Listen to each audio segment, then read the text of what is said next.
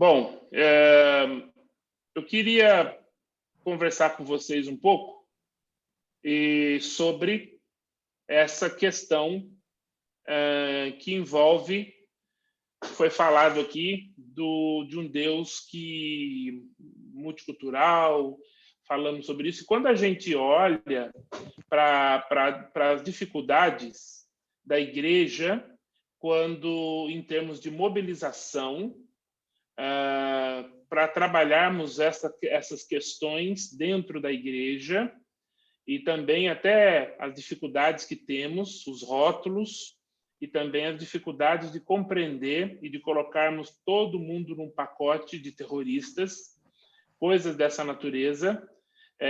Eu acho que é muito importante a gente dar uma olhadinha na conversa, lá em Gênesis 16 e 21, bater um papo sobre isso, porque quando a gente vê ali, a gente vê Abraão e Sara já velhos, existiu uma promessa, mas o povo está ficando velho, o tempo está passando, nada está acontecendo.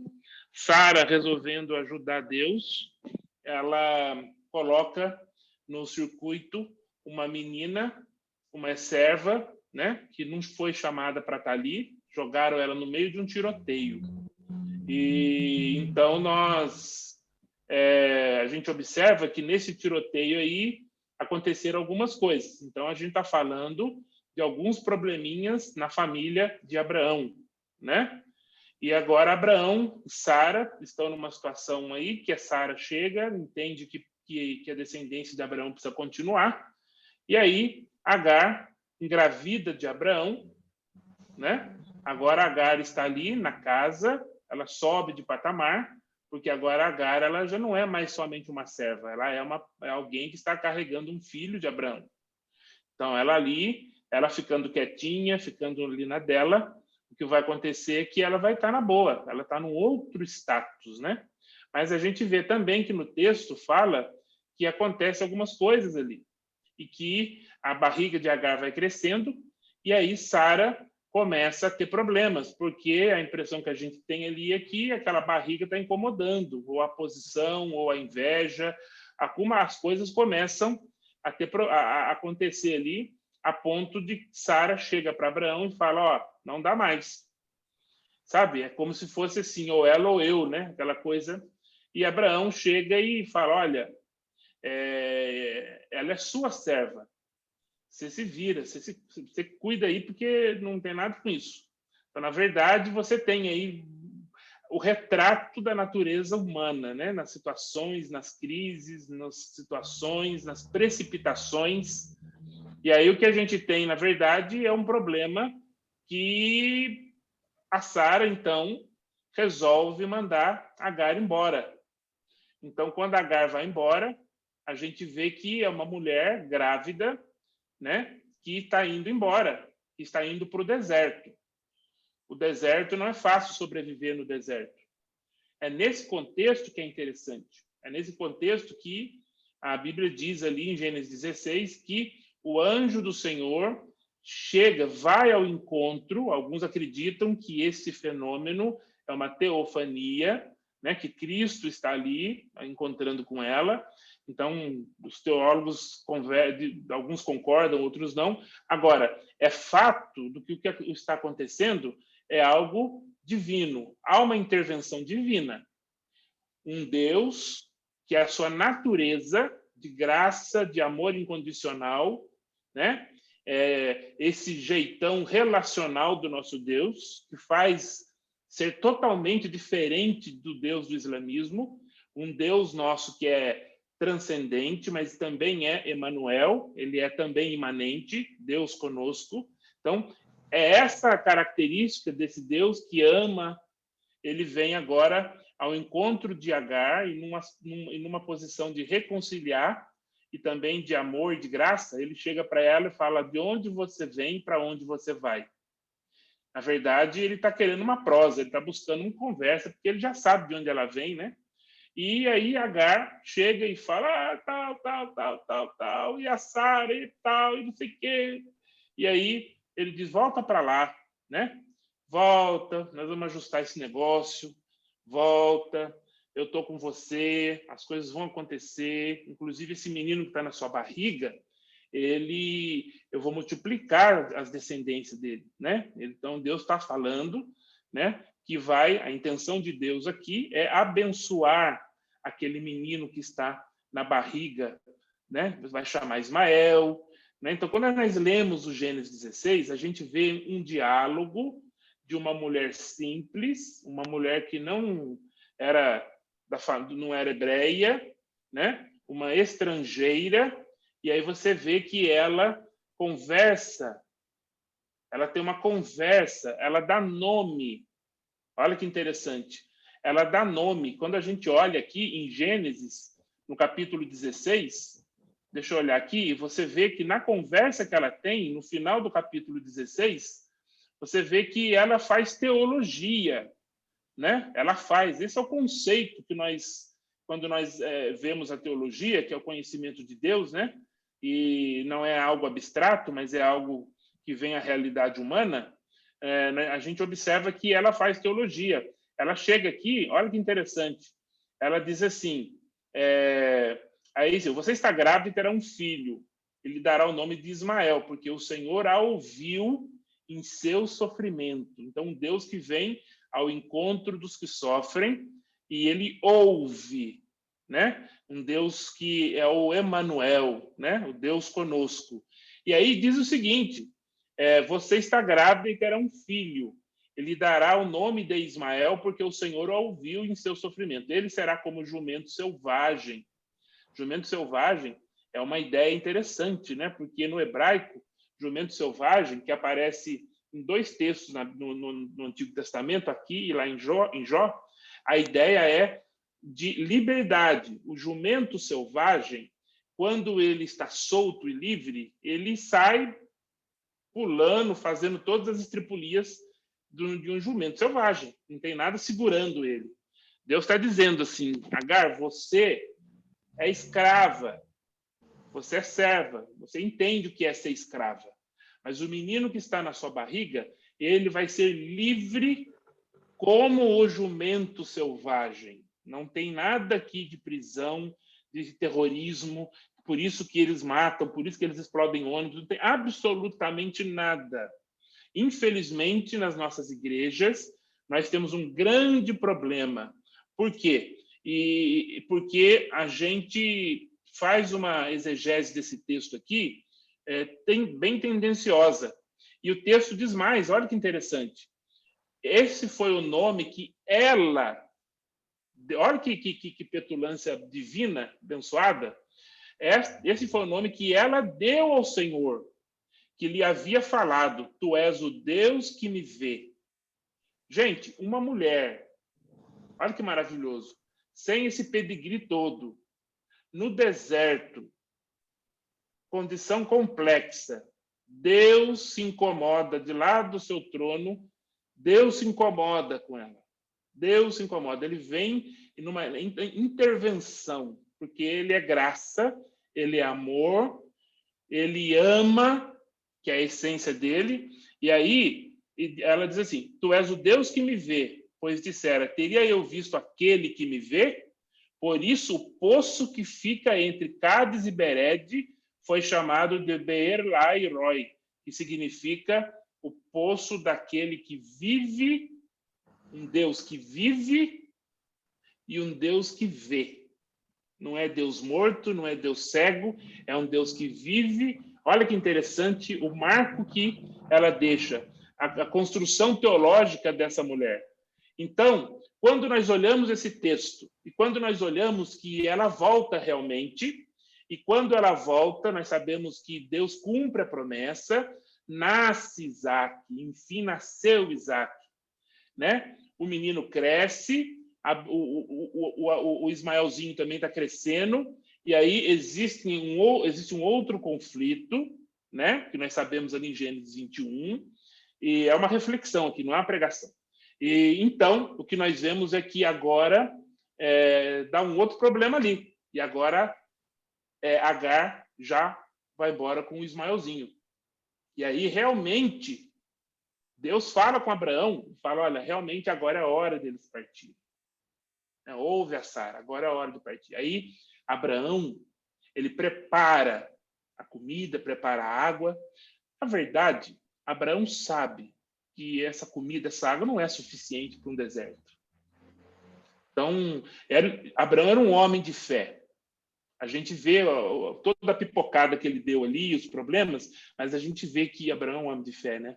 E ele sabe que ele está entregando o seu filho e a Agar, né?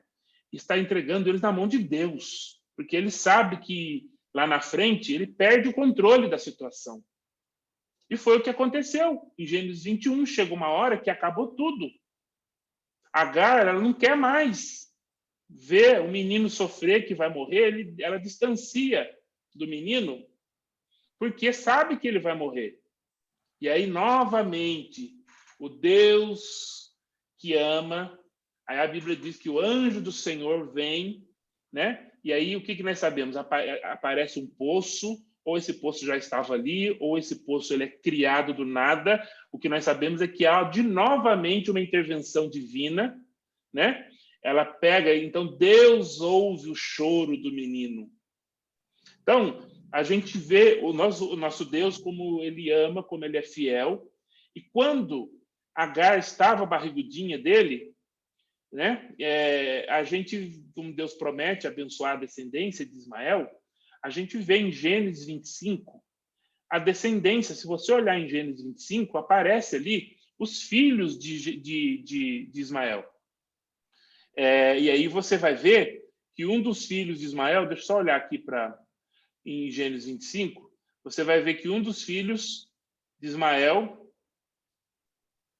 deixa eu achar aqui, é Nebaiote, Quedar, lá em Gênesis 25, e aparece, né, toda a genealogia ali, né? E aí você vai ver que Nebaiote, Quedar, aparece novamente em Isaías, no capítulo 60, verso 7, diz assim, é um texto profético, Isaías, né, falando do futuro, né, dos últimos dias. Todos os rebanhos de Quedar se reunirão junto de você, e os carneiros de Nebaiote a servirão, serão aceitos como ofertas em meu altar. Diante do trono de Deus, descendentes de Nebaiote, descendentes de Quedar, que são filhos de Ismael, estão diante do trono de Deus. E aí, como o pastor mencionou, lá em Apocalipse 7:9, a gente vê, né? Pessoas de todos os povos, línguas, tribos, porque a essência de Deus, como o pastor já antecipou aqui, da missão Ajudar, ele é um Deus que ama os povos. Então, nós precisamos entender uma coisa. Nós precisamos entender que o fato de Deus ter uma promessa com o povo de Israel, que nós não compreendemos tudo, essa dimensão a gente não compreende. A gente tem uma ideia, mas compreender não. Nós sabemos que o Verbo se fez carne e habitou entre nós. E não foi qualquer carne, foi em carne judaica. Ok? E aí, o nosso Cristo veio viver entre os judeus, chamou uma turma para caminhar com ele, uns estudantes, treinou, experimentou, o povo teve dificuldade de compreender, e logo com o tempo eles foram aprendendo que o evangelho não era somente para um povo, mas o evangelho era para ser para todos os povos, além das muralhas dos judeus, né? Então, o exemplo que nós temos na Bíblia, a Bíblia mostra um Deus que ama os povos. Nesse caso aqui, no exemplo de Ismael, Isaac, Sara, Agar e Abraão, que quase dá uma novela da Record, isso aqui dá uma novela mexicana, né? De tanto drama, tanto problema, tanto de querer ajudar Deus e não sei o quê, e mesmo assim, Deus ama, Deus cuida, Deus vem na intervenção. Então, não tem nada de errado, né? Às vezes, no time, na missão, a gente tem uma farpinha com um, com o outro, tal, tal. A questão é que é essa natureza. Agora, a sabedoria está em como a gente vai resolver tudo isso, né? À luz da palavra de Deus, o Espírito Santo que convence a gente do pecado, da justiça, do juízo. Então, esse texto aqui, para mim, ele diz o seguinte, que o fato de Deus abençoar o povo de Israel não significa que ele está fechado, que fechou a possibilidade de abençoar outros povos. Então, esses outros povos, nós estamos aqui falando de muçulmanos. Então, muçulmanos, existem muçulmanos de fala árabe e tem muçulmanos que não são árabes. Então, Deus está disposto a abençoar muçulmanos, seja ele da língua que ele falar, do tamanho do nariz que ele tiver, da cor que ele tiver, da roupa que ele vestir. Por quê? Porque a essência de Deus é vir ao encontro. E esse encontro parte dele. Essa é a grande diferença do nosso Deus para o Alá, do Alcorão. O Alá do Islã, ele está distante, ele não se relaciona, ama somente quem ama ele. Na verdade, não existe esse conceito de amor incondicional. Isso não existe no Islã, esse amor incondicional. Então, é essa a essência do Deus. Então, se nós estamos pensando em rótulo, em quebra de rótulo, se nós estamos pensando em mudanças de atitude, se nós queremos ser usados por Deus para mobilizar a nossa igreja, para mobilizar o nosso povo, as pessoas que estão junto a nós, esse texto é um dos textos que nos ajuda a compreender esse amor de Deus. É como o meu orientador, o Dr. Tony Maluf, tem um livro aqui que eu até quero recomendar a vocês, Os Árabes na Bíblia. Ele diz o seguinte, que Isaac e a sua descendência está sentado no púlpito. Ismael e a sua descendência está sentado na nave da igreja.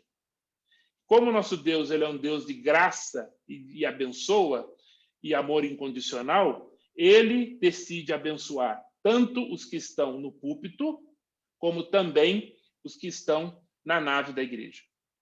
Essa é a essência do nosso Deus. Então, uma das coisas que nós precisamos, ao aproximar dos muçulmanos, é entender que a Bíblia mostra vários exemplos, um deles é esse, depois outros nós podemos lembrar e falar, desse Deus que ama a todos, é o Deus que vem ao encontro, ele é o Deus que deixou até com que Agar fizesse teologia, Agar deu nome para ele.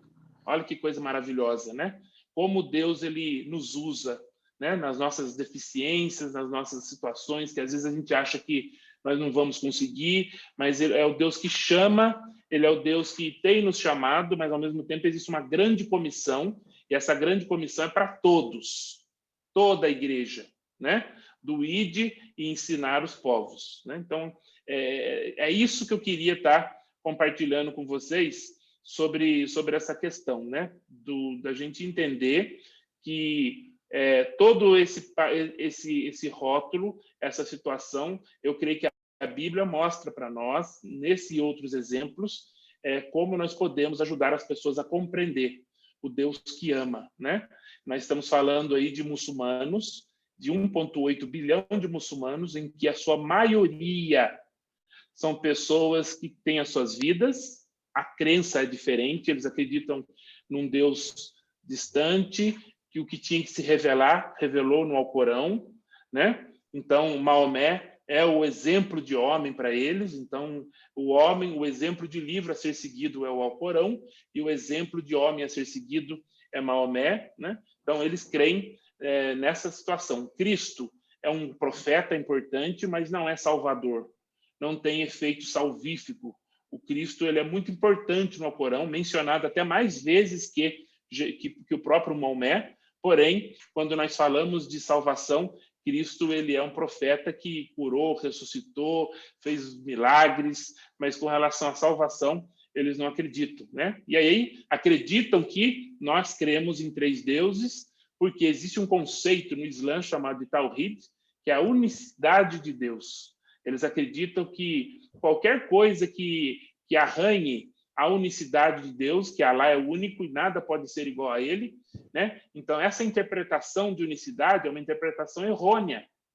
Por quê? Porque eles acreditam que nós acreditamos em 3 deuses. Eles não têm a percepção, né? Eles não têm o Espírito Santo, né? Eles estão cegos.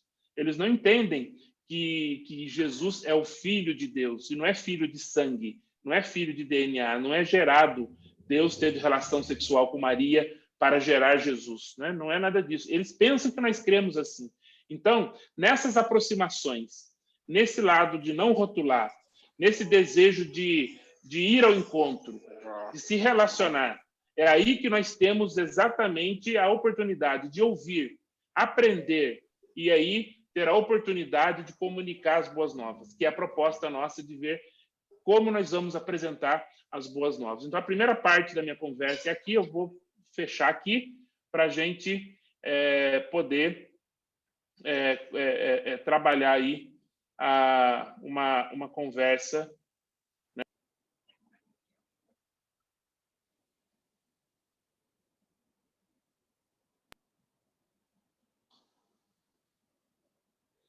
Bem, pessoal, então nós temos aí esse texto que nós trouxemos aí para vocês, e nós temos também outros textos que nós podemos fazer devocionais, como, por exemplo, o que eu mencionei sobre as atitudes de João, né? Mencionei ele de querer queimar samaritanos, né? Para ter compaixão pelos samaritanos e descer até Samaria, né?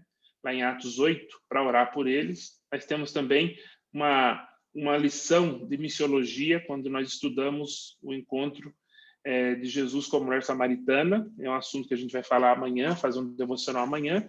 E também nós podemos ver também a menina na casa de Naamã, né? Que Naamã ela tinha todos os motivos para querer o mal de Naamã, né? Então, através da compaixão, da ternura, essa menina, ela sai de Israel, mas o Deus de Israel não sai dela. Interessante isso, né? E isso trouxe toda uma mudança na vida de Naamã, né? Uma menina sem nome, uma menina que estava ali como escrava na casa de Naamã, e ela tinha todos os motivos para olhar para o rosto de Naamã com aquela doença na pele.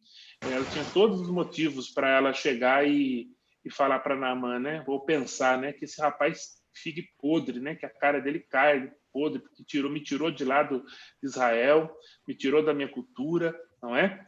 E aí agora, mas não. Ela teve ternura, ela teve compaixão. Ela olha para ele e fala: poxa, se ele soubesse que lá de onde eu venho tem um homem lá que Deus usa ele e ele pode ser curado, né? E houve um milagre, porque ele ouviu sim e moveu de tudo, fez de tudo para ele ser curado. E aí você vê que depois ele não foi só curado da lepra, mas foi curado também da alma. E volta para a Síria. Olha que interessante, ele volta para a Síria com uma outra mentalidade, com a mente de Cristo, transformado, né? E agora ele leva, ele diz no final desse texto, ele fala para Eliseu: Eliseu, tem um probleminha, eu vou voltar embora agora, mas o rei, eu tenho que ir lá no templo, que a gente adorava, né? Adora lá um Deus diferente, mas agora eu vou ter que ajoelhar diante do Deus lá, porque na hora de ajoelhar, ele precisa dar uma ajuda para apoiar ele para ajoelhar.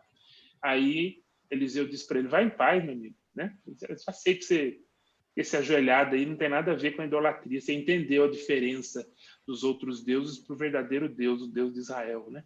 Então olha como essa transformação, são esses milagres, e Deus usa pessoas simples, Deus usa a gente, Deus nos usa, independente do nosso pedigree, independente do nosso sobrenome, independente, mas se Deus chamou, né? E se Deus falou com você, e se você entende que o chamado, em que a grande comissão está aí, nós não estamos sozinhos, né? Intencionalmente, intencionalidade é uma coisa muito importante, né? Nessa caminhada. Então, seguindo aqui, a mulher cananeia, né? Ela vem gritando com Jesus lá, Jesus tira os discípulos de lá do mundo judaico, né? Ele já tinha tirado, né, lá de levou o povo para Samaria, agora ele está lá repousando, dando uma descansada ali, porque o povo estava querendo a cabeça dele, né? Quando a gente lê Mateus antes desse texto aí você vê que aí Jesus está ali e a mulher chega gritando, né? Interessante isso. Ela chega gritando, Senhor, filho de Davi. Ela nem judia ela era, né? Eu já sabia, tinha ouvido falar quem era Jesus. Chama ele de Senhor, filho de Davi. Aqui nesse texto a gente vê que o problema não era a mulher.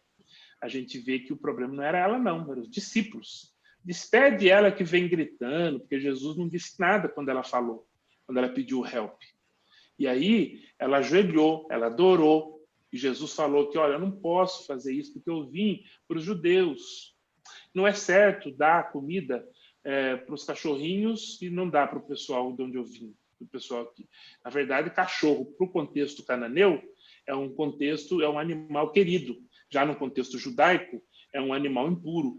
E a gente observa que Jesus utiliza, ele contextualiza uma situação, né, para falar com essa mulher, e aí ela fala, até os cachorrinhos comem da migalha que sai da mesa, né? Aí Jesus fala, essa aí tem fé mesmo, né? Olha, e aí automaticamente a filha que estava endemoniada, né? Imagina uma mãe com uma filha endemoniada, que coisa. Aí o que acontece é que o problema é que Jesus já sabia da fé dessa mulher. Jesus já sabia. Jesus, ele já ia abençoar essa mulher. Ele sabia da fé dessa mulher, dessa mãe desesperada. O que ele queria era também uma aula para os discípulos preconceituosos, dificuldade de entender, só porque é mulher, só porque vem gritando, só porque ela não é judia, né? Quais barreiras mais vocês querem para que a bênção dela, né? Que ela receba a bênção dela, que ela me conheça? Então, os discípulos ainda não estavam entendendo quem era Cristo, ainda não estavam entendendo a universalidade do Evangelho. Então, nessa história, a gente olha muito para a mulher cananeia e eu vi muitas pregações, vencendo a fé, insistência, parará.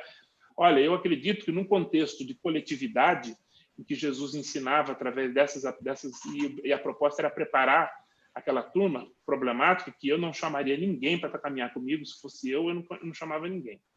E o que Jesus estava fazendo era ensinando os discípulos que a coisa não funcionava assim. Jesus vem para quebrar barreiras, sim. Ele vem para quebrar barreiras culturais, barreiras todas as possíveis, para que essas barreiras caiam, para o evangelho poder entrar, né?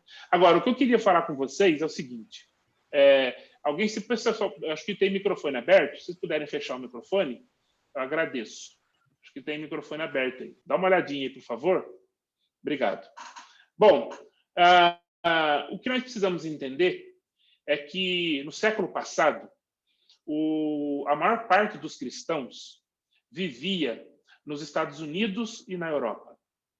Só que nós dizemos que o centro de gravidade do cristianismo era no norte global. Norte global, toda vez que eu falar norte global, significa Estados Unidos e grande parte da Europa. Okay? Só que com o tempo foi passando e nos últimos anos, o que nós temos observado é que a maior parte dos cristãos agora não vivem mais nessa região.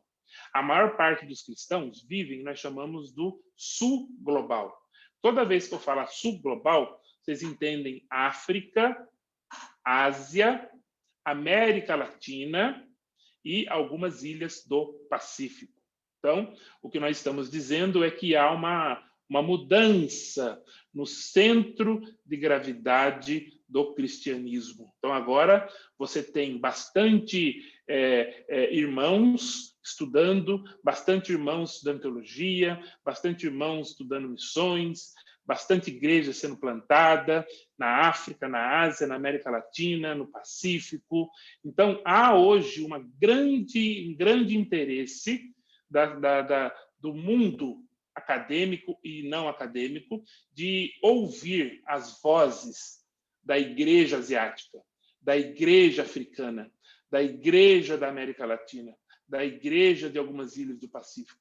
Deus está fazendo coisas muito interessantes nessa parte do mundo. E aí, quando ocorre essa mudança do centro de gravidade, onde agora os cristãos estão mais concentrados nesses países, nesses continentes, né, que nós chamamos aí de sul global, nós precisamos entender um pouquinho quais as implicações dessa mudança, né? Isso é muito importante. Como nós somos brasileiros, né, estamos no sul global. Como também os muçulmanos, que vêm de vários países, incluindo os países árabes também, também está incluído aí no sul global, né? E também nós temos várias pessoas que é do sul global que migraram para o norte global, mudaram para a Europa, mudaram para os Estados Unidos, não é? Alguns foram como imigrantes e outros foram como refugiados. Então, o deslocamento das pessoas foi natural ou foi forçado. Então, o que nós temos é pessoas do que vivem no sul, pessoas que vivem no norte e pessoas que estão saindo do sul e vão para o norte, ou porque querem uma vida melhor, ou porque vivem em condição de guerra ou situação que precisa sair, no caso dos refugiados, não é? Então, esse fenômeno é um fenômeno muito importante na história do cristianismo. E isso molda completamente a forma de nós trabalharmos missão, a forma da gente estudar teologia, a forma da gente caminhar com Cristo, pensando em Judeia, em Jerusalém, Judeia, Samaria e confins da terra, muda muito. Então, é essa reflexão que eu queria trazer para vocês. Então, houve esse centro, essa mudança no centro de gravidade. E o que isso afeta? Como nós que estamos no Sul, como brasileiros, ou outros que estão aqui com a gente aqui, o que muda? Por quê? Porque as características de quem nasce no Norte é diferente das características de quem nasce no Sul. Estados Unidos e Europa, eles têm umas características de semelhança e o Sul, africanos, asiáticos, América Latina e Pacífico, nós chamamos de Sul Global, nós também temos características semelhantes. Então, nós temos dois blocos interessantes para a gente conversar. Então, essas características que eu quero estar trabalhando aí, conversando com vocês. O Dr. Andrew Walls, que ele diz que se nós quisermos realmente conhecer o que está acontecendo no sul global, né, na África, Ásia, América Latina e Pacífico, um ponto de partida muito interessante é observar o que Deus está fazendo na África. Está havendo muitas coisas interessantes. Uma das igrejas mais fortes hoje, em termos de missões, tanto no Ocidente como no Oriente, como no contexto africano e fora, é a igreja nigeriana. Uma das maiores igrejas da Ucrânia, o pastor é nigeriano. Interessante, Deus está usando muito hoje a igreja africana. Existem teólogos, missiólogos em Oxford, em tantas universidades na Europa e nos Estados Unidos, que são irmãos africanos, que trazem uma forma diferente de teologia, trazem uma forma diferente de missões, né? Então, isso é muito importante nós conversarmos aqui nesse dia de hoje. Então, eu quero navegar um pouquinho agora para mostrar para vocês um pouquinho do que está acontecendo na África, já que o Andrew Walls diz para a gente que se a gente quer entender esse mundo que nós vivemos no lado sul, é importante nós olharmos para a África. Olha o que ele diz aqui, ó, na África, a teologia cristã deve engajar a visão de mundo do povo africano, especialmente em termos de crenças, os valores, as tradições. Ou seja, estudar a Bíblia e não considerar, ok? O contexto africano, os desafios, as crenças, né? A problemática, você não vai estar comunicando da forma correta. Você vai ter ruído na comunicação. O que eu quero dizer para você é que não adianta a gente pegar o nosso modo, o nosso livro, o nosso material e de uma forma seca, sem nenhuma avaliação, sem nenhum estudo, querer colocar goela abaixo de pessoas de outros povos. Então, o grande erro de missões é que as pessoas do norte, dos Estados Unidos, da Europa, missionários, que nós temos grande apreço por eles, repare que nós não estamos aqui depreciando. Pelo contrário, o valor que nós damos às missões que vieram do norte para o sul. Mas a gente precisa ser muito realista. Eles trouxeram o evangelho, mas trouxeram também a cultura. aspectos. Por exemplo, os Estados Unidos, ele veio para o Brasil, missionários, para várias partes do mundo, mas eles levaram também o americanismo. Um exemplo, vai, você está aí a 50 graus Celsius de terno e gravata, se você não tiver gravata e terno e subir no púlpito, você não é, né? Você está com algum problema, não, tem que ter terno, gravata, porque assim, nós, as tradições, para Deus falar, tem que ter essa roupa de ver Deus. Então, são exemplos, né? São um exemplo bem simples, mas tem outras implicações. Vocês querem observar um outro exemplo? Quais são os livros que nós estudamos? Teologia, missões, discipulado. São livros que geralmente são traduzidos dos Estados Unidos. E isso aí é para jogar fora? Não. É só para a gente abrir o olho que o contexto que foi escrito aquele material, existem muitas coisas que não dá para nós usarmos exatamente como é. É preciso o estudo contextual, avaliar o meu contexto, e aí sim eu posso adaptar, eu posso desenvolver, juntamente com um grupo de irmãos, uma forma que as pessoas compreendam a palavra de Deus do jeitinho da cultura local. Então, é isso que eu estou querendo levar para vocês, né? Por isso que nós estamos aqui estudando o conceito da África.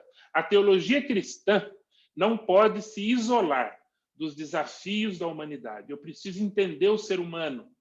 Eu preciso entender a realidade. Eu preciso entender o que acontece com o ser humano naquele local que eu estou.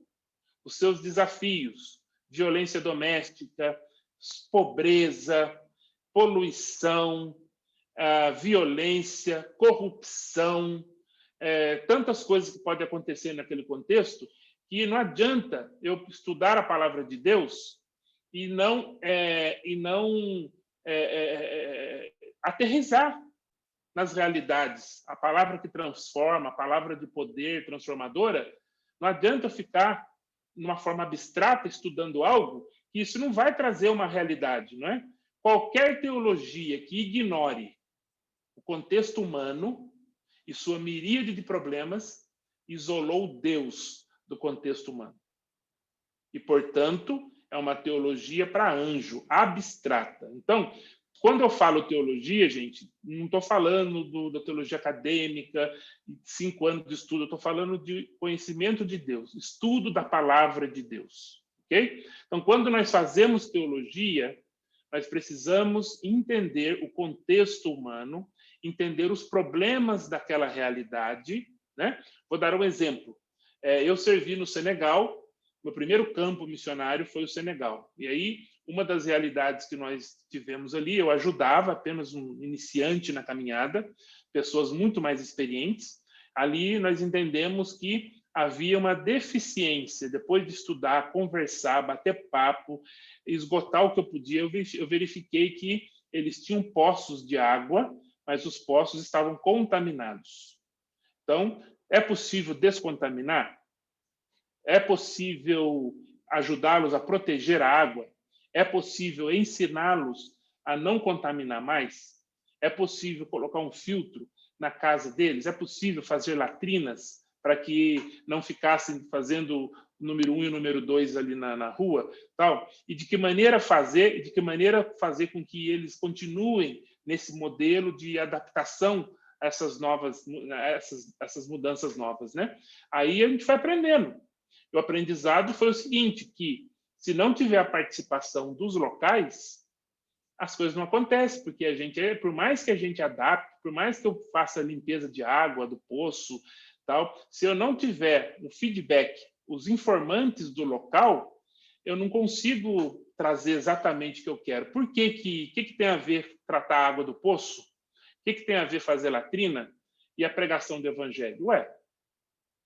Eu estou no meio do povo, eu estou com eles, a gente está trabalhando, a gente está junto, e o povo gosta de conversar, né? O povo gosta de conversar. E aí, nas conversas, você vai apresentando por que você está ali, né? Porque eles estão escaneando você. Eles escaneiam. Os povos escaneiam a gente. Os árabes, quando você está no mundo árabe, eles escaneiam você. Os chineses, eles escaneiam você. Então, eles estão escaneando a gente 24 horas. E aí, esses canes, uma hora, eles vão perguntar: rapaz, ele está aqui, ele está com a gente e tal, mas ele não está atrás de dinheiro, ele não está atrás de fotografia para querer mostrar para os outros. Com o tempo, as coisas vão acontecendo e você começa a ver naturalmente a ação de Deus. Mas eu preciso linkar a palavra de Deus com o contexto humano e os problemas locais. Bom, o cristianismo na África não é primordialmente uma busca intelectual, em conformidade com a lógica e a discursividade ocidental. Então, não adianta, no contexto africano, é muito difícil você querer trazer a forma de pensamento europeu e americano e querer ensinar dessa forma, querer trazer um negócio que é mais... não é errado, é diferente, né? Então, o que, na verdade, a gente precisa entender que o Cristo que nós temos que trazer em desses contextos, é um Cristo que vem de encontro com o cotidiano das pessoas ali, né? Então, nós chamamos de cristologia de cima e cristologia de baixo, né? Uma das formas de explicar é que existe, né? Quando nós falamos do Deus, da divindade, que é importante entender, 100% Deus, 100% homem, existem questões teológicas em que, inicialmente, em contextos como o contexto de muitos lugares na África, você tem que trazer um Cristo que vem para resolver a necessidade do local. É um Cristo de baixo. Depois... Então, já faz tudo. Acho que tem que desligar o microfone aí. Tem alguém com o microfone ligado aí? Eu já faço 5 exéreos e passo.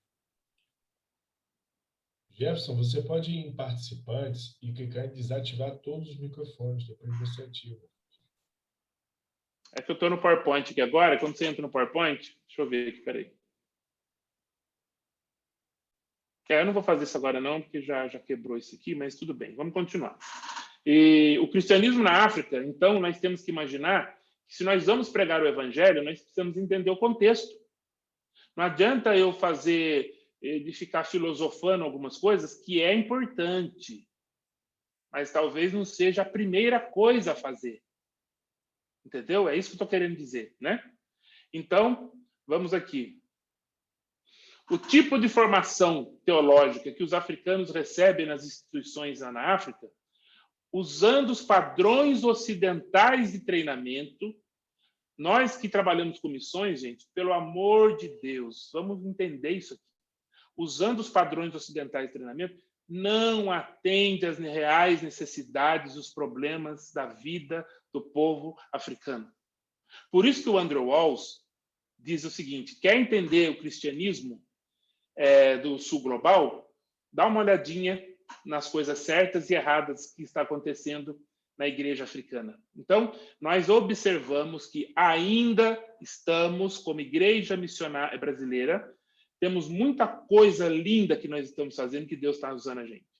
Mas nós temos um probleminha. Às vezes, nós comemos barriga nesse ponto. Os padrões nossos, que nós temos uma herança europeia e americana, claro, os livros que a gente estuda, é tudo assim. A gente pega um modelo de discipulado e fala, esse modelo que eu tenho é top. Você vai ver lá na hora que é um negócio que foi escrito num contexto ocidental. Precisa de um tempero diferente. Eu brinco com um amigo meu, que nós estávamos numa igreja lá nos Estados Unidos, e ele falou de evangelismo, tal, e tinha muitos latinos, africanos, asiáticos na região próxima à igreja, e ele ia fazer um convite, né, para fazer um cachorro quente para convidar o pessoal. É muito comum o pessoal fazer isso, convidar para comer, o povo vai e tal. Aí eu falei para ele, rapaz, por que não colocar um tempero, um curry? Vamos pôr uma pimenta nesse cachorro quente? Vamos pôr uns condimentos? Vamos deixar esse negócio mais asiático? O que eu quis dizer para ele é que não é só o cachorro quente que precisa mudar. Precisa também pensar na forma, na estratégia, na maneira de... né? Se a minha vizinhança é asiática, eu preciso achar elementos da cultura asiática, desde que elas não interfiram nos princípios bíblicos, que os princípios bíblicos são imutáveis, mas as formas culturais, não. Então, vamos tomar cuidado com os nossos treinamentos, vamos repensar a forma que treinamos os nossos missionários, vamos entender que aonde os missionários vão trabalhar, se é no contexto africano, asiático, onde for, o povo tal, talvez a forma mesmo que o missionário precisa aprender a ensinar, né? Então, eu acho importante essa forma, essa reflexão, né, de como... vocês estão me ouvindo, né? Vocês estão me ouvindo? Sim. Tá. Sim. Então, Sim, perfeito. esse é um... Tá, obrigado. Então, vamos... Eu fiz um barulhinho aqui no meu... coisa. Um pastor lá em Gana, ele disse um negócio muito interessante. Depois de todo o meu treinamento ter terminado, peguei minha motinha, voltei para a aldeia e descobri que eu não consegui colocar em prática aquilo que eu estudei. Na verdade, era um gringo que estava treinando ele, trouxe muita coisa interessante, a palavra de Deus, tal, mas ele não sabia como lidar. Ele não sabia como lidar, como trazer aquele aprendizado, porque é um aprendizado ocidental, totalmente externo da realidade de onde ele vem. Então, ele teve dificuldade, não encaixava, né? Não encaixava. Dagnaldo, você está comigo aí?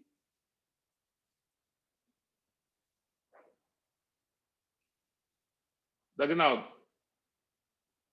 Opa, estava travado aqui, não conseguia destravar o microfone, Tá. mas agora acho que Dagnaldo, quando a gente fala sobre essa questão da importância de nós olharmos o contexto, você lembra de alguma coisa que você poderia compartilhar que a gente faz, no caso do mundo árabe, né, específico, né? Agora eu estou gravando, então só para você não dar muitos detalhes aí, mas algum exemplo nosso que, como brasileiros que vamos para o mundo árabe, em que geralmente não trabalhamos isso e lá na frente a gente começa a ver que dá problema? Jefferson, quando a gente fala disso, tantas coisas a gente vai lembrando, né? E até erros que a gente comete, né? Cometeu lá no início, né, da caminhada. Mas, de forma bem rápida, pensando assim, eu acho que eu consigo lembrar que a cultura árabe é uma cultura muito da conversa, do chá, que não tem pressa. É uma cultura a gente vai falar, eu vou falar especificamente dela, mas você pode adiantar. Você vai falar disso, né?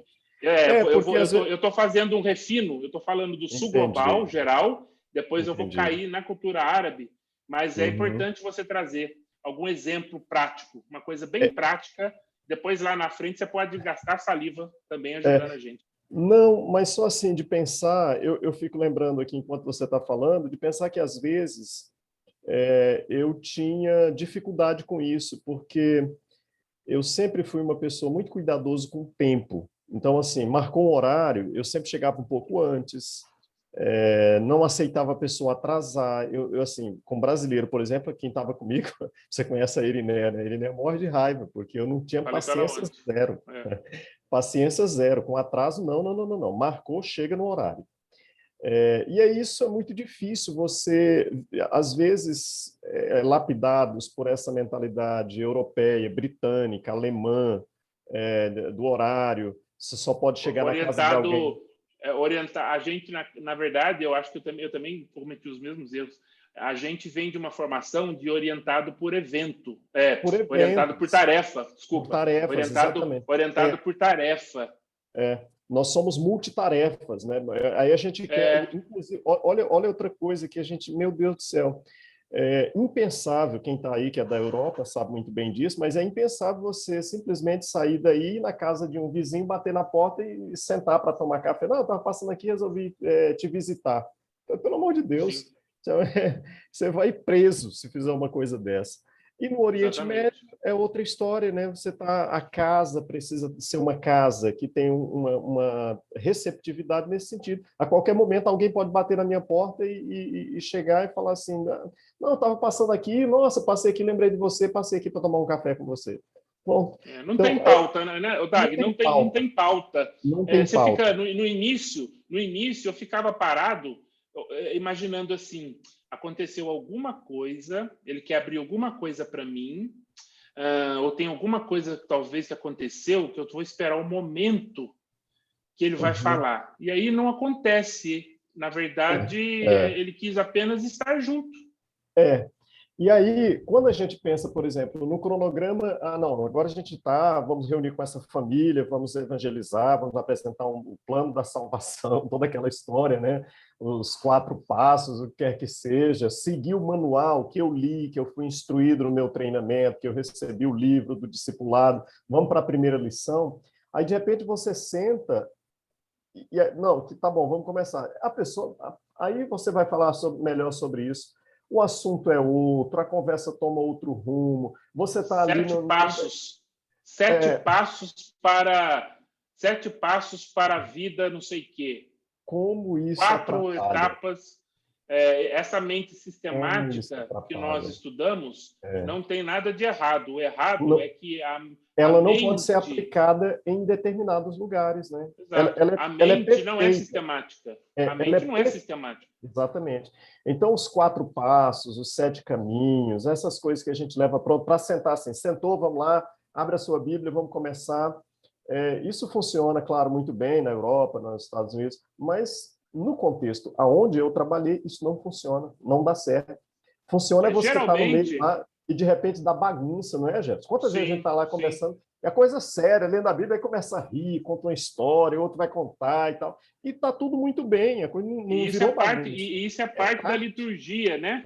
Isso é parte... Eu vou para o norte da África e naquele país que eu vou lá, quando eu sento com o pessoal, é muito engraçado, porque a gente senta, aí tira-se as Bíblias do local escondido, um local de um coisinho de louvor também lá que o pessoal fez, um bonitinho lá, tirou cópia, e aí prepara o chá.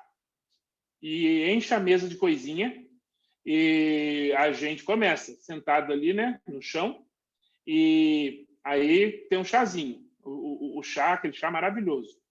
E aí vai conversando, aí quando acaba o chá, levanta, tal, daqui a pouco alguém comenta e conta um testemunho, aí daqui a pouco a pessoa que está liderando fala, você traz uma palavra sobre alguma coisa, você vai trazer uma palavra, tal.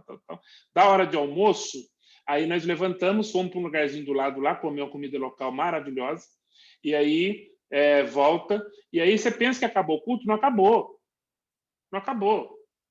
Não acabou, a gente volta, continua. Então, esses conceitos da liturgia, os conceitos... Por que isso é importante estar falando? Porque são nesses aspectos culturais e nos aspectos do ensino, por exemplo, o que o Dag comentou aqui, sobre a questão da sistematicidade, você preparar... O que nós fazemos? Nós pegamos um texto bíblico, não é? Nós pegamos o texto bíblico e fazemos o que com ele? Nós usamos os pontos. Do texto nós tiramos tópico 1, 2, 3, 4, 5, papapá. E aí o que acontece? Numa cabeça não sistemática, parte do sul global, grande parte de África, Ásia, América Latina, eles preferem histórias. Você conta a história.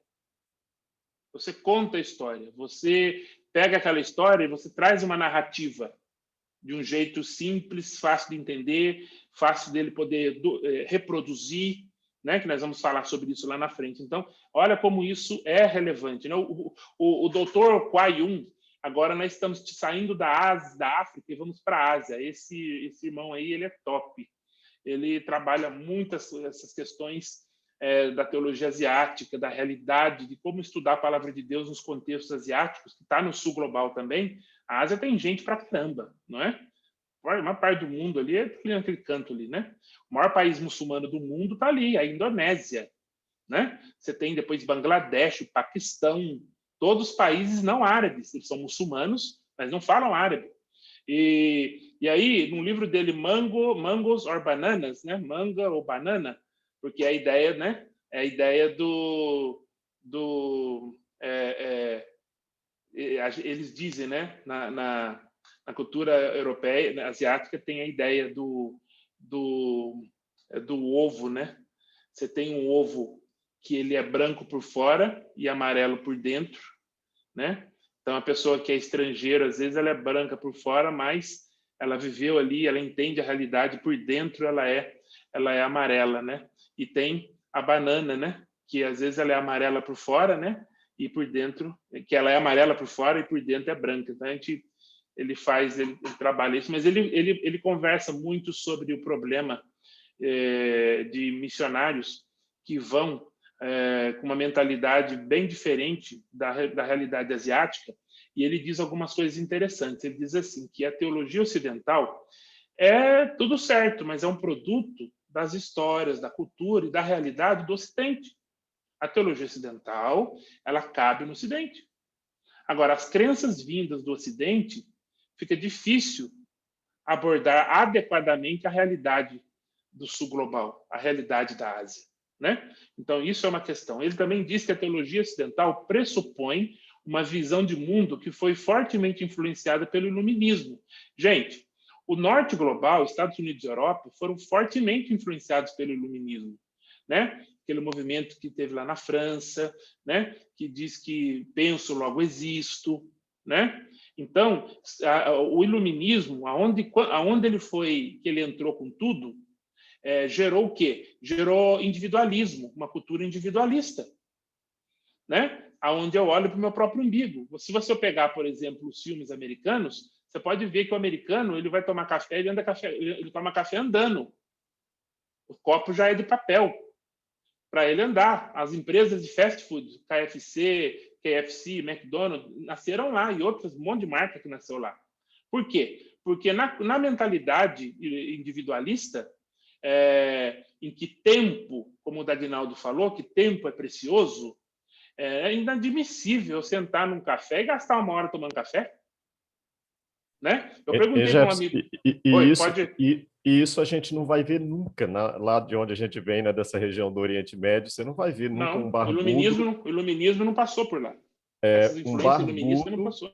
Né? O barbudo pegar a comida, inclusive, em lugares como, por exemplo, na Jordânia, na época do Ramadã, se isso acontecer, a pessoa vai presa.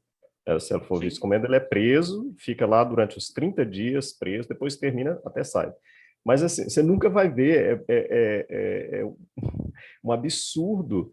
E são coisas, detalhes que a gente tem que observar, porque às vezes a gente acaba praticando isso e as pessoas olham e falam assim, nossa, não tem respeito, ele não respeita, né, a nossa cultura, comida, tradição, essa coisa toda. No scanner, né, Dag? O scanner que eles estão lendo a gente está transmitindo um monte de coisa negativa que na hora que você vai pegar o evangelho, eles já fecharam. Já fecharam. Olha, esse aí não respeita, é uma religião que não respeita a comida. Olha, comida é uma coisa, a mesa no Oriente Médio é uma coisa muito sagrada, né? A mesa no sul global é muito mais sagrada do que no norte global. A verdade, né? Na China também é a mesma coisa. Essa importância da mesa, né? De servir, o prato está acabando, a comida está acabando, uma pessoa vem e coloca a comida no seu prato, né? Essa importância de servir, de ser bem recebido, é tão forte isso nas culturas do globo. O sul global tem muita essa influência. Você quer ver uma coisa? Vou falar uma coisa bem mais próxima a nós, tá? Vou falar da minha família no interior de Minas, no interior do Rio. Eu tenho parente aqui também no interior de São Paulo. Quando tem aquela comida, aquele almoço do domingo, que você vai na casa da sua tia, uma das coisas que aquela tia mais velha, né, que a gente beija a mão, bença, tia, bença. Eu tenho tia assim que ainda eu chego e beijo a mão, bença, tia. E ela vai olhar a minha comida, o que eu vou comer, se eu vou repetir. Ela vai ver se eu vou repetir a comida. Porque senão, e aí se eu levo alguém, levo a minha esposa e ela não conhecia, né, e tal, eles vão olhar. Nossa, ela é legal, mas estranho, né? Não repetiu a comida, não sei o quê. Essa importância da mesa, da comida, de repetir, né? Isso é muito interessante. Um amigo meu, que mora muitos anos no Brasil, ele nasceu nos Estados Unidos e veio para o Brasil, então ele conhece mais do Brasil do que nós brasileiros. Ele estudou cultura brasileira. E uma vez eu perguntei para ele, eu falei assim, meu amigo, é o seguinte, o que foi difícil para você quando você saiu do Brasil, dos Estados Unidos e veio para cá? Como é que foi para você entender o brasileiro? O que no início foi difícil que você rotulou? Depois você entendeu que a coisa era de outro jeito e agora você faz igual ou pior. ele falou o seguinte: olha, o que era difícil para mim era na hora do almoço. Primeiro que as pessoas não têm data, não têm horário para começar e não têm horário para acabar. E na nossa cultura o tempo é importante. Existem horas, o convite tem que ser feito, não vai de surpresa na casa da pessoa. Tem que ter um convite, horário para começar e horário para acabar. Se é para acabar às 8, 5 para as 8, já está acabando. Já estou levantando porque é hora de ir embora. E aí ele falou para mim, o difícil foi que não tem hora para começar, não tem hora para acabar. E o pessoal chega, vai comendo, vai sentando, vai beliscando, e o povo na cozinha, e tal. Aí chega a hora do almoço. Aí almoça, come e fala, come e fala, come e fala. É aquela coisa, e passa comida, é a mão que passa na comida, é não sei o que passa para um lado, para o outro, e tal. E o povo falando. E aí, quando termina, aí tem um café. Aí toma um cafezinho, tem a sobremesa. Tem uma sobremesa. Aí come a sobremesa, tal. Aí terminou a sobremesa, aí come o café, toma o café. Aí quando termina o café, é hora de ir embora. A cultura americana, quando o americano serviu o cafezinho para você de uma maneira geral, ele está dizendo para você assim, essa é a última etapa do nosso encontro, levante e vai embora, porque senão ele vai falar para você que ele tem compromisso, tem que ir embora, né? E a gente se sente ofendido. Nossa, não volto mais na cara desse ingrato. Achei que ele era assim, meu cara enjoado, nojento. Eu bati na porta, só porque eu não avisei que vou. Agora que eu fui na casa dele, cheguei lá, o cara nem abriu a porta, eu levei um bolo de presente para ele, olha que ingrato. Ele pegou o presente, agradeceu, fechou a porta, né? Mas a cabeça é lá. Nós somos diferentes aí, né? Temos que entender essas coisas. Olha o rótulo. Aí ele contou para mim o seguinte, aí terminou o cafezinho. Quando termina o cafezinho, é hora de ir embora, mas não. O povo olha para a cozinha, vê lá que sobrou carne e não sei o quê, aí vamos no supermercado comprar mais alguma coisa, aí compra mais alguma coisa e já fica, vai ficando. Um negócio que na nossa cultura é 1 hora, os caras já estão às 5 aqui. Aí tem uns caras, tem uma tia mais velha, aquela tia gorda que a gente tem também, que cansou, ela levanta e vai para o quarto dormir, tirar um cochilo. Depois ela volta acesa, animada. Aí tem que esquentar o café, fazer outro café para a tia. E ele está ali, só vendo tudo aquilo. Aí agora acabou mesmo, vamos embora. Aí levanta todo mundo. Vai para a porta da casa e continua conversando. Para todo mundo. Trava todo mundo na porta. Beleza, aí continua a procissão. Vai para o portão da casa. Continua todo mundo. Mais uma conversa. E ele observando, já com úlceras. E agora ele vai para o carro. Aí todo mundo foi para o carro. Graças a Deus que agora eu vou embora. Meu Deus, por que eles não conversaram tudo antes? Por que eles não fizeram tudo na mesa? Por que eles não conversaram o que tinham que conversar? Teve lá na mesa, teve outra reunião na porta, teve outra reunião no portão. Tal. Daqui a pouco, alguém bate no vidro do carro dele. Aí ele abre o carro, o camarada tem mais alguma coisa para falar para aquele amigo americano. Coloca o cotovelo no vidro do carro ali e é mais meia hora falando com ele no nariz dele. Na invasão de privacidade americana é um braço de diferença. Você chegou perto do americano, de uma forma geral, você invade a privacidade dele, da cultura. Não estou falando, repare, nós não estamos depreciando. Cultura não tem melhor ou pior, nós somos diferentes. E aí você fala, e aí daqui a pouco você solta numa animação, você solta umas gotinhas, né?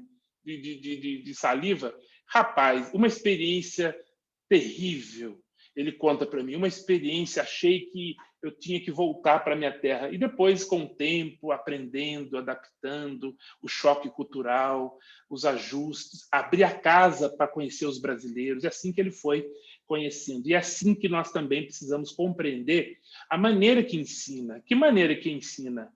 A conversa é ao redor da mesa. O discipulado tem que ser nesse contexto. O sul global, para a gente comunicar, falar, esse é um ambiente propício para a gente conversar, né? Aí daqui a pouco você vai comprar alguma coisa, negociar, comprar uma bicicleta velha lá do rapaz do africano, ou do Oriente Médio, ou do interior do Brasil, interior de São Paulo. Daqui a pouco você vai comer primeiro, gastar tempo, bater papo, depois você vai para a conversa, que tem que ser conversado. Então, é isso que o Kuai Yin está falando, né? Então, esse racionalismo iluminista influenciou o Ocidente e a gente vem trazendo isso para querer ensinar a palavra de Deus nos moldes da cultura de lá, nos moldes da nossa cultura, né? Ele diz também que a teologia do Ocidente é construída sobre uma concepção idealista de uma verdade que não encaixa para transformar a vida das pessoas ou para atuar na sociedade, ou para, por exemplo, desenvolvimento comunitário cristão. Você quer trabalhar com costura, você quer trabalhar com água, você quer trabalhar com projeto de saneamento, você quer trabalhar com não sei o quê. Se você não trabalhar nos moldes da realidade, da cultura, no time, do jeito, a participação de todos, o mais velho nessas culturas, eles são muito respeitados. Muito mais, sabe? Então, são coisas, são observações que a gente precisa compreender. Então, o Kuai Yin, ele diz o seguinte, para finalizar aqui, porque eu quero ouvir algumas coisas para a gente encerrar. As razões para a discordância apresentadas pelo Dr. Jung não significa que os cristãos do Sul rejeitam o que vem do Ocidente, na sua maioria. Não é isso que nós estamos dizendo. O que ele diz é que os cristãos do Sul, global, África, Ásia, América Latina, Pacífico, recusa a aceitar a teologia ocidental como uma espécie de regra pelas quais toda a teologia é explicável. Ou seja, esse material que eu tenho aqui, do teólogo africano, americano, tal, esse material é maravilhoso, deu certo na minha igreja, deu certo no meu povo, eu discipulo eles assim, eu faço desse jeito, a estratégia é assim, eu ponho todo mundo em carteirinha, só eu falo, todo mundo fica um atrás do outro, igual aquelas carteiras de ensino fundamental.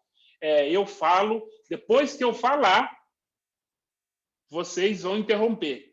Mas enquanto eu estiver falando, é desse jeito o meu modelo, e não sei o que, não sei o que, não sei o que, não sei o que. Aí, você pergunta, numa cultura do sul global, na China, por exemplo, você está lá no interior da China, com os irmãos, sentado em roda, num formato totalmente diferente, e aí você pergunta para os chineses, vocês entenderam?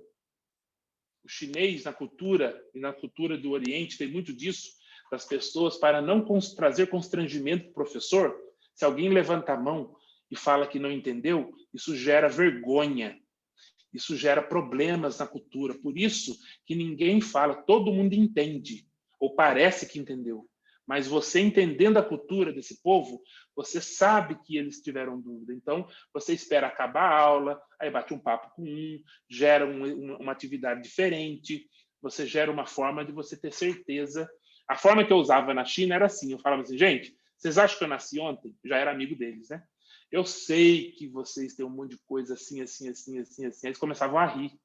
Agora, vocês vão fazer o seguinte, então agora nós vamos juntar de 2 em 2, 3 em 3, vocês vão treinar assim, e eu vou passando e vou conversando com vocês, e a gente vai fazendo o negócio, depois, lá na rua, para evangelizar os muçulmanos, eu vou junto com vocês. Aí vocês vão ver eu fazendo, usando o chinês, a língua sua, e depois vocês vão dizer para mim o que eu errei, o que eu acertei, parará, e depois eu oriento eles e falo para eles assim, gente, vocês são melhores que eu, vocês nasceram aqui. É a cultura de vocês, é o povo de vocês. Eu que sou gringo, eu que sou estranho. Vocês vão fazer muito melhor que eu. A gente só vai caminhando junto e depois a gente volta, almoça junto. Na mesa, nós conversamos a experiência dos que fizeram o evangelismo, que deu certo, que não deu, os que ficaram traumatizados, os que gostaram, que não sei o que. Aí a gente vai encorajando e vai trabalhando. Ou seja, o método de ensino tem que ser um ensino prático. O Dr. Mark Harlan diz o seguinte, estou já finalizando aqui. O Dr. Mark Harlan, ele morou muitos anos no Oriente Médio, um cara que conhece muito sobre o mundo árabe. Ele diz que em seu esforço para cultivar, né, uma teologia árabe local, a palavra de Deus estudada dentro do contexto árabe, 4 coisinhas que ele fala. 1, coisa importada não dá certo.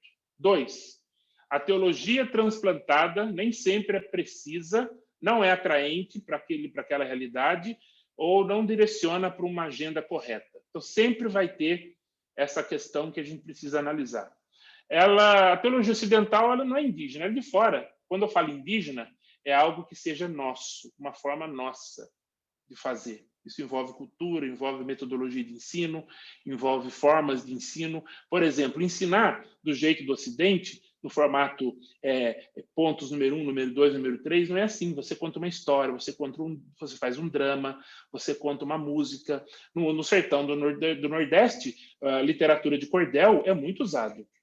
A literatura de cordel é maravilhosa. E o sertanejo, por exemplo, comunica com o sertanejo de uma forma maravilhosa. Uma palavra de Deus cantada ou declamada, né? Com as suas rimas, com aquelas estruturas. É maravilhoso. Eu tenho alguns exemplos aqui, depois eu vou passar para vocês. A teologia ocidental produz igrejas ocidentais. E eu quero encerrar aqui dizendo, Dagnaldo, que no mundo árabe, que é o exemplo que eu estou dando aqui, e assim acontece em outros mundos, os pastores árabes, irmãos, foram estudar em outros lugares. Voltaram do Ocidente para o lugar deles. E na hora de plantar igreja ou de pastorear uma igreja, a igreja se tornou ocidental. E a igreja tornou ocidental, o que acontece? Vira uma igreja sem significado para o local. A pessoa, o muçulmano que se converte, ou alguém que entra na igreja, ele olha ali e fala, caramba, é a minha língua, é o meu povo. A gente é narigudo, a gente é igual. Mas na hora que ele está no dia a dia, ele vê que as pessoas não recebem bem ele, hospitalidade mudou, liturgia americana, liturgia Hillsong numa igreja árabe, não dá. Traduzindo, não dá, é outra realidade. Usando instrumentos ocidentais, uma realidade totalmente diferente. Ou seja, nós temos hoje igrejas árabes, cristãs, no Brasil, nos Estados Unidos, em outros lugares no Ocidente, na Europa, em que eles são ocidentais. Então, os árabes do local, os refugiados, os muçulmanos, tal, dificilmente eles vão ter esse contato, porque ele acha que é até mesmo o convertido. O muçulmano que se converteu, que a gente chama de COM, né? Cristãos de origem muçulmana, COM. Quando os COMs vão para a igreja, seja ela doméstica, seja o que for, eles olham e falam, caramba, fala a minha língua, mas é uma igreja de fora, é um negócio de fora, é um negócio que não entendo, uma metodologia que eu não entendo, algo que não me dá prazer de ficar, né? Então, pessoal, essa é uma das partes que eu queria compartilhar com vocês, trazer essa discussão, que eu acho que ela é importante.